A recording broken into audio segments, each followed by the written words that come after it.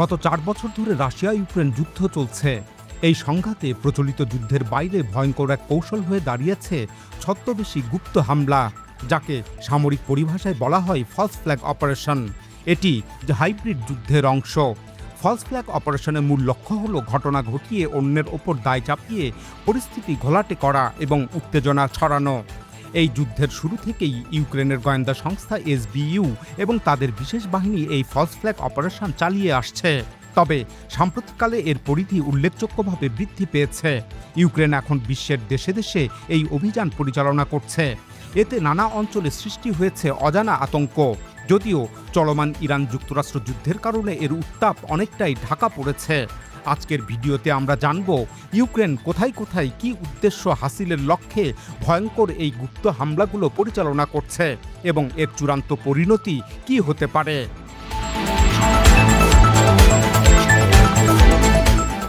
German আদালতের দীর্ঘ কয়েক বছরের তদন্ত শেষে গত ২ জুলাই প্রকাশিত চূড়ান্ত প্রতিবেদনে বলা হয়েছে ২০২২ সালের সেপ্টেম্বরে বাল্টিক সাগরের তলদেশের নর্ড স্ট্রিম গ্যাস পাইপলাইনটিতে হামলা চালানোর পেছনে ইউক্রেনের রাষ্ট্রীয় কর্তৃপক্ষের সরাসরি নির্দেশ ছিল এবং তাদেরই একটি বিশেষ সামরিক ডুবুরি দল ছদ্মবেশ ধারণ করে ওই অন্তর্ঘাতমূলক হামলাটি চালিয়েছিল। সেই হামলার ফলে রাশিয়া থেকে জার্মানিতে গ্যাস সরবরাহ এখনও পর্যন্ত বন্ধ হয়ে আছে। এ ঘটনায় জার্মান জনমত যেন ইউক্রেনের বিরুদ্ধে চলে না যায়, সে কারণে এতদিন এ নিয়ে বেশ গোপনীয়তা অবলম্বন করা হচ্ছিল। ইউক্রেন ঠিক একই ধরনের ছদ্মবেশী ফলস ফ্ল্যাগ অপারেশন পরিচালনা করেছে কৃষ্ণ সাগরের তলদেশে অবস্থিত অন্যান্য পাইপলাইনেও।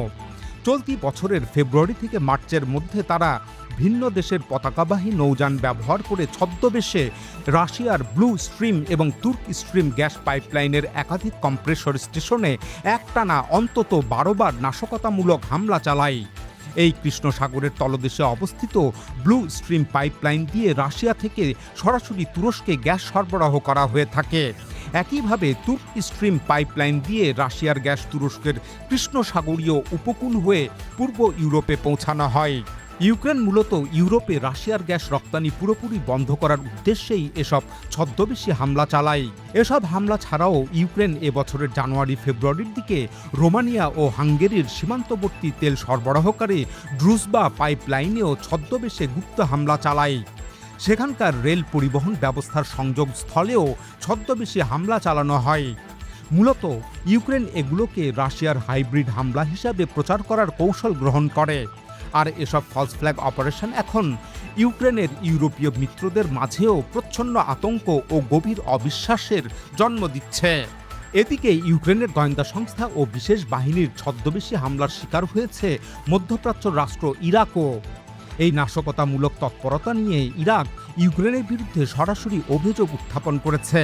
গত ২৭ জুলাই ইরাকের জাতীয় নিরাপত্তা উপদেষ্টা কাসিম আল আবুদি এক টেলিভিশন সাক্ষাৎকারে দাবি করেন, দেশের অভ্যন্তরে সরকারি স্থাপনা ও গুরুত্বপূর্ণ সামরিক অবকাঠামোতে বোমা হামলার সাথে জড়িত একটি বিশেষ চক্রকে ইরাকি গোয়েন্দা সংস্থা আটক করেছে।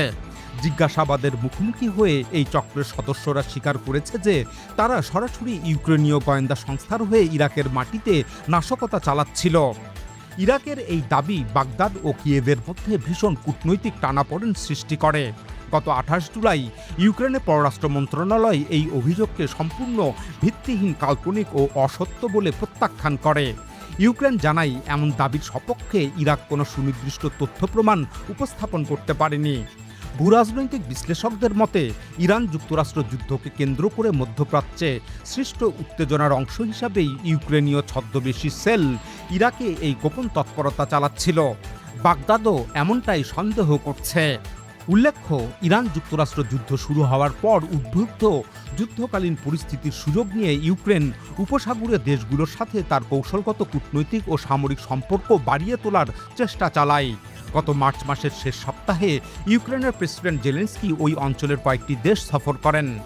ইরানের ড্রোন ও ক্ষেপণাস্ত্র হামলা থেকে সুরক্ষা দিতে ইউক্রেন একে একে সৌদি আরব, কাতার এবং সংযুক্ত আরব আমিরাতের সাথে ১০ বছর মেয়াদী কৌশলগত প্রতিরক্ষা চুক্তি স্বাক্ষর করে। এছাড়া গত ২৯ জুন কুয়েতও ইউক্রেনের সাথে তাদের পূর্ববর্তী সামরিক প্রতিরক্ষা চুক্তিটি আনুষ্ঠানিকভাবে সক্রিয় করে।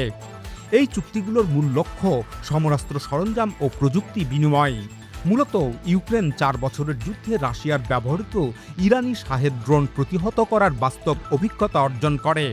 এই অভিজ্ঞতাকে পুঁজি করেই এখন ইউক্রেন মধ্যপ্রাচ্যের দেশগুলোকে আকাশ প্রতিরক্ষা ও অ্যান্টি ড্রোন ইন্টারসেপ্টর প্রযুক্তি সরবরাহ করার প্রতিশ্রুতি দিচ্ছে। ইউক্রেন এর বিনিময়ে উপসাগরীয় দেশগুলো থেকে বিপুল পরিমাণ জ্বালানি তেল পাওয়া নিশ্চিত করতে চায়। যুদ্ধে বিধ্বস্ত হয়ে পড়া ইউক্রেনের জ্বালানি খাতের জন্য এমন একটি লাভজনক বিনিময় বেশ ফলদায়ক হবে।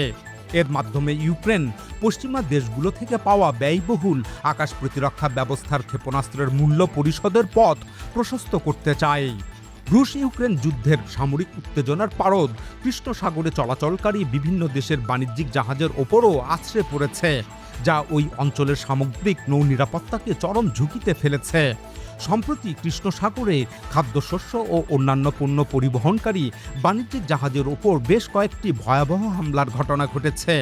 এর মধ্যে গত 22 জুলাই সামুদ্রিক ড্রোন ও ক্ষেপণাস্ত্রের আঘাতে ন্যাটোভুক্ত দেশ তুরস্কের মালিকানাধীন একটি বাণিজ্যিক জাহাজ মারাত্মকভাবে ক্ষতিগ্রস্ত হয় এবং একজন ক্রু সদস্য নিহত হন। এরও আগে গত 22 জুন এক ড্রোন হামলায় তুরস্কের মালিকানাধীন পানামার পতাকাবাহী একটি কার্গো জাহাজ হামলার শিকার হয়। এসব ছাড়াও অন্যান্য দেশের পতাকাবাহী বেশ কয়েকটি কার্গো জাহাজের ওপরও হামলার ঘটনা ঘটেছে। বস্তুত এসব হামলা ইউক্রেনের পক্ষ থেকে হয়েছে নাকি রাশিয়ার পক্ষ থেকে হয়েছে তা নিশ্চিত নয়, কেননা অনেক ক্ষেত্রে ইলেকট্রনিক ওয়ারফেয়ার সিস্টেমের জ্যামিং প্রযুক্তি ব্যবহার করে রাশিয়া ইউক্রেনের ড্রোনগুলোকে দিকভ্রান্ত করে তার মিত্রদেশের অভ্যন্তরে নিক্ষেপ করে। একইভাবে ইউক্রেনও রুশ ড্রোনগুলোকে জ্যামিং সিস্টেমের সাহায্যে তৃতীয় একটি দেশে নিক্ষেপ করে। এসব পাল্টাপাল্টি ইলেকট্রনিক ওয়ারফেয়ার সিস্টেমের জ্যামিং প্রযুক্তির শিকার এখন ইউক্রেনের প্রতিবেশী ন্যাটোভুক্ত ইউরোপীয় দেশগুলোই বেশি হচ্ছে। এর ফলে তাদের নতুন নিরাপত্তা সংকট তৈরি হয়েছে। সম্প্রতি রাশিয়ার অভ্যন্তরে হামলা চালাতে গিয়ে ইউক্রেনের দূরপাল্লার বেশ কয়েকটি ড্রোন জ্যামিং প্রযুক্তির শিকার হয়ে দিকভ্রান্ত হয়েছে। আন্তর্জাতিক নিরাপত্তা বিশেষজ্ঞদের মতে ইউক্রেনীয় ড্রোনগুলো যখন রাশিয়ার অভ্যন্তরে প্রবেশ করে তখন রুশ বাহিনী শক্তিশালী সিগন্যাল জ্যামিং ব্যবস্থা সক্রিয় করে ড্রোনগুলোর গ্লোবাল পজিশনিং সিস্টেম বা জিপিএস সংযোগ বিচ্ছিন্ন করে দেয়। ফলে নিয়ন্ত্রণ হারিয়ে এসব ড্রোন লক্ষ্যভ্রষ্ট হয়ে ন্যাটোভুক্ত বিভিন্ন দেশের ভূখণ্ডে গিয়ে আছড়ে পড়ছে। সম্প্রতি রাশিয়ার জ্যামিং প্রযুক্তির কারণে দিকভ্রান্ত ইউক্রেনীয় drone Latvia, Estonia, Lithuania, Poland, Hungary ও রোমানিয়ার আকাশসীমায় প্রবেশের ঘটনা ঘটেছে। এর মধ্যে কয়েকটি ড্রোন সেসব দেশের ভূখণ্ডেও বিধ্বস্ত হয়েছে। বিশেষ করে গত মে মাসে লাটভিয়ার আকাশসীমায় একাধিক ইউক্রেনীয় ড্রোন বিধ্বস্ত হওয়ার ঘটনায় দেশটির নিরাপত্তা ব্যবস্থা নিয়ে তীব্র রাজনৈতিক বিতর্ক সৃষ্টি হয় এবং শেষ পর্যন্ত সরকার পরিবর্তনের ঘটনাও ঘটে। অন্যদিকে ইউক্রেনে হামলা চালাতে গিয়ে রাশিয়ার ড্রোন ও ক্রুজ ক্ষেপণাস্ত্র একাধিকবার পোল্যান্ড, রোমানিয়া এবং হাঙ্গেরির আকাশসীমা লঙ্ঘন করেছে।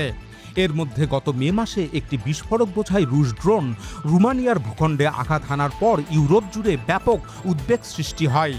এছাড়াও মলদোভা, বুলগেরিয়া এবং গ্রিসের আকাশ সীমাতেও এই জ্যামিং প্রযুক্তির শিকার হওয়ার ঝুঁকি ছড়িয়ে পড়েছে।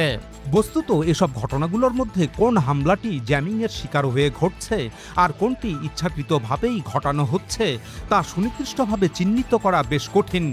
সেই সাথে কখন কোন পক্ষ এসবের সাথে জড়িত সেটিও বুঝতে পারা বেশ দুঃসাধ্য হয়ে উঠছে।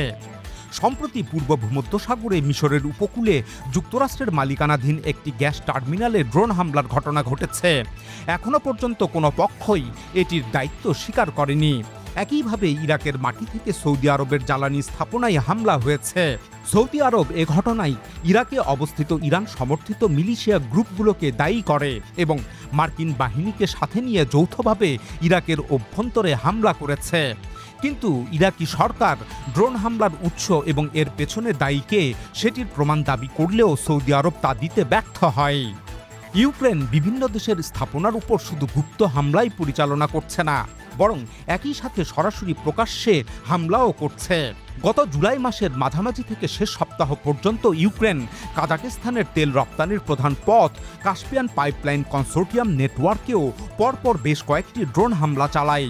কাস্পিয়ান পাইপলাইন কনসোর্টিয়ামের শেষ প্রান্তে কৃষ্ণ সাগর অংশে যেখানে তেল টার্মিনাল রয়েছে ঠিক সেই স্থানে এই হামলা হয়। এই টার্মিনালে যখন কাজাকিস্তানের তেল লোড করা হচ্ছিল তখন ইউক্রেন সেখানে উপর্যুপরি ড্রোন হামলা চালায়। এই হামলার কারণে কাজাকিস্তানের দৈনিক 15 লক্ষ ব্যারেল তেল রপ্তানি থমকে যায়। এই বিশাল ক্ষয়ক্ষতির কারণে কাজাক সরকার ওই হামলার বিরুদ্ধে কঠোর প্রতিক্রিয়া ব্যক্ত করে। তবে ইউক্রেন জানায় যে তাদের হামলার মূল লক্ষ্য ছিল রাশিয়ার যুদ্ধ তহবিলে আঘাত করা। উল্লেখ্য, এই পাইপলাইনটি রাশিয়া, কাজাকিস্তান এবং আন্তর্জাতিক তেল কোম্পানির যৌথ মালিকানাধীন, যেখানে রাশিয়ার শেয়ার 24%, কাজাকিস্তানের 19% এবং বাকি শেয়ার আন্তর্জাতিক তেল কোম্পানির। পাইপলাইনের মালিকানায় রাশিয়ার শেয়ার থাকার কারণেই ক্রেমলিন এই ঘটনাকে নিজের ওপর হামলা হিসেবে উল্লেখ করেছে। পাইপলাইনটি কাজাকিস্তানের পশ্চিম সীমান্তে কাস্পিয়ান সাগরের উপকূলে শুরু হয়েছে এবং রাশিয়ার দক্ষিণ অঞ্চলের স্থলভাগের ভেতর দিয়ে প্রায় ১৫০০ কিলোমিটার দীর্ঘ পথ পাড়ি দিয়ে কৃষ্ণ সাগরের উপকূলে রাশিয়ার নভরস্কি বন্দরের কাছে গিয়ে শেষ হয়েছে। এই পাইপলাইনের মাধ্যমেই কাজাকিস্তানের মোট উৎপাদিত তেলের ৮০%-রও বেশি বিশ্ববাজারে রপ্তানি হয়ে থাকে। এদিকে ভিন দেশের উপর ইউক্রেন যতগুলো হামলা চালিয়েছে তার মধ্যে সবচেয়ে বেশি আলোড়ন সৃষ্টি করে কাস্পিয়ান সাগরে ইরানি জাহাজে হামলার সাম্প্রতিক ঘটনাটি। এর ফলে পূর্ব ইউরোপের কৃষ্ণ সাগরের সংঘাতের রেশ নাটকীয়ভাবে এশিয়ার কেন্দ্রে অবস্থিত কাস্পিয়ান সাগরেও এসে পৌঁছায়। গত ২৫ জুলাই কাস্পিয়ান সাগরে চলাচলকারী একটি ইরানি বাণিজ্যিক জাহাজে ইউক্রেন ড্রোন কিংবা ক্ষেপণাস্ত্রের সাহায্যে দূরপাল্লার এক হামলা চালায়। এতে জাহাজে বিস্ফোরণ ঘটে এবং একজন ইরানি নাবিক নিহত ও একজন আহত হন। ইউক্রেনের গোয়েন্দা সংস্থা SBU এবং প্রেসিডেন্ট জেলেনস্কি এই হামলাকে বৈধতা দিতে যুক্তি দেন যে জাহাজটি রাশিয়ার যুদ্ধক্ষেত্রের জন্য সামরিক সরঞ্জাম বহন করছিল, তাই আন্তর্জাতিক যুদ্ধ আইন অনুযায়ী এটি একটি বৈধ সামরিক লক্ষ্যবস্তু। তবে ইরান এই দাবি প্রত্যাখ্যান করে বলে এটি সম্পূর্ণ একটি বেসামরিক বাণিজ্যিক জাহাজ ছিল। ইরান ইউক্রেনের এই হামলাকে তাদের সার্বভৌমত্বের উপর সরাসরি আঘাত হিসাবে উল্লেখ করে। ইরানের সরকার ইউক্রেনের বিরুদ্ধে আন্তর্জাতিক আইন লঙ্ঘনের অভিযোগ আনে এবং কঠোর প্রতিবাদ জানায়। এ ঘটনায় ইরান আন্তর্জাতিক পরিমণ্ডলে ব্যাপক কূটনৈতিক তৎপরতা চালায় এবং জাতিসংঘ নিরাপত্তা পরিষদের জরুরি হস্তক্ষেপ দাবি করে। সেই সাথে ইরান ইউক্রেনের ওপর ভয়াবহ প্রতিশোধ গ্রহণেরও হুমকি দেয়। অন্যদিকে রাশিয়ার পররাষ্ট্র মন্ত্রণালয়ের মুখপাত্র মারিয়া জাখারোভা ইরানের উপর ইউক্রেনের হামলাকে আগ্রাসন হিসাবে আখ্যায়িত করে বিবৃতি দেন। অতঃপর ইরানের প্রতিশোধের ভয়াবহতা উপলব্ধি করে ৩০ জুলাই ইউক্রেন প্রচ্ছন্নভাবে ওই ঘটনার জন্য দুঃখ প্রকাশ করে। ইউক্রেনীয় বিশেষ বাহিনী জানায় যে ইরানের জাহাজে আঘাত লাগার বিষয়টি অনিচ্ছাকৃত ছিল এবং তাদের অভিযান মূলত রাশিয়ার সামরিক পণ্য সরবরাহ লাইনকে লক্ষ্য করেই চালানো হয়েছিল। অথচ এর আগে প্রথম দিকে ইরানের পররাষ্ট্রমন্ত্রী এবং প্রেসিডেন্ট জেলেনস্কি এই হামলায় উচ্ছ্বাস প্রকাশ করেছিলেন এবং এর সপক্ষে সাফাই গিয়েছিলেন। এখন কথা হলো, ইউক্রেন কেন হঠাৎ ইরানের জাহাজে হামলা চালালো? বস্তুত কাস্পিয়ান সাগরে ইরানি জাহাজে ইউক্রেনের এই হামলা একটি নতুন প্রবণতার বহিঃপ্রকাশ। এতে দৃশ্যত বোঝা যায় রুশ ইউক্রেন যুদ্ধ এবং ইরান যুক্তরাষ্ট্র যুদ্ধ, এই দুই সংঘাত একত্রিত করার দিকে নেওয়ার চেষ্টা করা হয়েছে। ইউক্রেনের এই হামলার মূল উদ্দেশ্য ছিল সংঘাতের পরিধি আরও বাড়ানো এবং এটিকে একটি নতুন ধাপে নিয়ে যাওয়া, যেখানে কৌশল ছিল ইউক্রেনীয় হামলার প্রতিক্রিয়ায় যেন ইরানের কাছ থেকে একটি পাল্টা আঘাত আসে। তখন অজুহাত দেখিয়ে ন্যাটোভুক্ত দেশগুলোকে এই যুদ্ধে টেনে আনা সহজ হতো। একই সঙ্গে পশ্চিমা বিশ্বের জনগণের মনে এই ধারণাও গেঁথে দেওয়া সম্ভব হতো যে রাশিয়া ও ইরান মিলে একটি পশ্চিমা বিরোধী জোট তৈরি করেছে। এছাড়া আরও একটি উদ্দেশ্য হতে পারে এই যে ইরানের বিরুদ্ধে যুদ্ধে যুক্তরাষ্ট্র কৌশলগতভাবে এগিয়ে যেতে পারছে না এবং বিজয় লাভের সম্ভাবনাও দেখতে পাচ্ছে না, তাই যুক্তরাষ্ট্র ইউক্রেনের দ্বারা ইরানের উপর হামলা চালিয়ে যুদ্ধের মূল ফোকাস অন্যদিকে ঘুরিয়ে দেওয়া, সংঘাতের বিস্তার ঘটানো এবং ইউরোপকে এতে জড়িয়ে ফেলার এক সুদূর প্রসারী লক্ষ্য নির্ধারণ করে থাকতে পারে। অন্যদিকে কাস্পিয়ান সাগর হলো এমন একটি গুরুত্বপূর্ণ লজিস্টিক করিডোর যা বর্তমানে পশ্চিমা নিয়ন্ত্রণের বাইরে একটি বিকল্প রুট হিসাবে গড়ে উঠছে। কাস্পিয়ান সাগরকে কেন্দ্র করে মধ্য এশিয়া ও ককেশাস অঞ্চলের সাথে চীনের কৌশলগত বাণিজ্য স্বার্থ গড়ে উঠছে। আর রাশিয়াও কাস্পিয়ান সাগরকে কেন্দ্র করেই নর্থ সাউথ করিডোর গড়ে তুলছে, যা আজারবাইজান ইরান অংশের ভেতর দিয়ে ভারত মহাসাগরে সংযুক্ত হবে। তাই স্বাভাবিকভাবেই কাস্পিয়ান সাগরে ইরানের ওপর এই হামলার মাধ্যমে ইউরেশিয়ার প্রধান প্রধান যোগাযোগ ও লজিস্টিক রুটগুলো ক্ষতিগ্রস্ত করার চেষ্টা করা হয়ে থাকতে পারে। আর তা হতে পারলে চীন ও রাশিয়া উভয়েই ভীষণ ক্ষতিগ্রস্ত হয়ে পড়বে। কিন্তু সত্যিই যদি তা হয় তাহলে এতে এক বিশ্বযুদ্ধ শুরু হওয়ার ঝুঁকি তৈরি হবে।